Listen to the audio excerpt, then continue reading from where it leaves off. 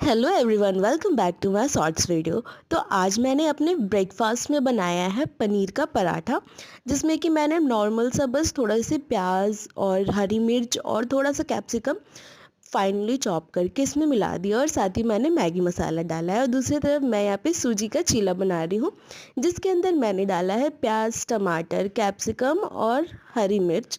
बस ये सारी चीज़ें डाल करके हम इसे तवे पे डाल के अलट पलट करके सेक लेंगे। और यहाँ पे आप देख सकते हो जो मेरा नाश्ता है बन करके बिल्कुल रेडी है।